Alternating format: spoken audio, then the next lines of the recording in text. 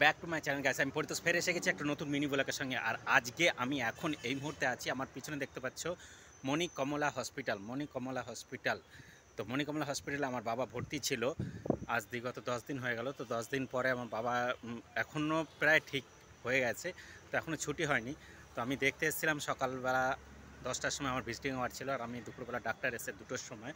তো এখন ডাক্তারের রিপোর্ট যেটা দিলেন, তো মোটামুটি ভালো রিপোর্ট, ঠিক আছে, সমস্ত কিছু ঠিক আছে। ছুটি খুব তাড়াতাড়ি দিয়ে দেবে বাবাকে।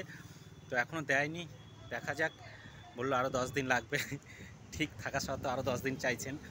তো অলরেডি হয়ে গেল 6 দিন হয়ে গেছে, আরও বললো 10 দিনের মধ্যে ছুটি দিয়ে দেওয়া হবে। মানে ধরে রাখুন 10 দিন আর 4 দিন তার টোটাল ওনার বলতে চাইছেন। তো এই যে পিছনেই দেখতে পেলে, তো সবাই ভালোভাবে সাপোর্ট করেছো আমাকে, আমার বাবার জন্য কামনা করেছো যাতে আমার বাবা জলদি ঠিক হয়ে যায়। তো ঠিক হয়ে গেছে। আমরা দীর্ঘত 4-5 দিনের মধ্যে হয়তো ছুটি পেয়ে যাব। ছুটি পেয়ে গেলে বাবাকে নিয়ে বাড়ি চলে আসবো। এবং আপনাদের সবার অসংখ্য ধন্যবাদ যে আপনারা আমার বাবার জন্য ভগবানের কাছে প্রার্থনা করেছেন, বাবা জলদি যেন সুস্থ হয়ে যায়, এবং জলদি সুস্থ হয়েও গেছে। তো আপনাদের সবাইকে বলবো হসপিটালটা ভালো, যদি আপনাদের কোনো অসুবিধা পড়ে আসতে পারেন। তবে হ্যাঁ, একটা কথা মনে রাখবেন, হসপিটালটার চার্জ বহুত ज़्यादा। পার ডে 40,000 টাকা আপনার ধরে রাখতে হবে।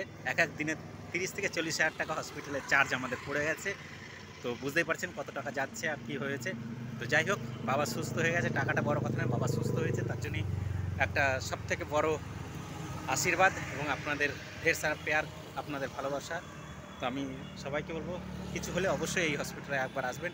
এটা শেওড়াফুলি এসে যাওয়া যায় এবং শ্রীরামপুর থেকেও যাওয়া যায়, খুব ভালো জায়গা। এবং Delhi proper highway road, GT রোডের সঙ্গে। তো সঙ্গে থাকার জন্য অসংখ্য ধন্যবাদ। ভিডিওটাকে সাপোর্ট করবেন এইভাবে। টাটা, বাই বাই, আবার দেখা হবে নতুন ভিডিও। C you.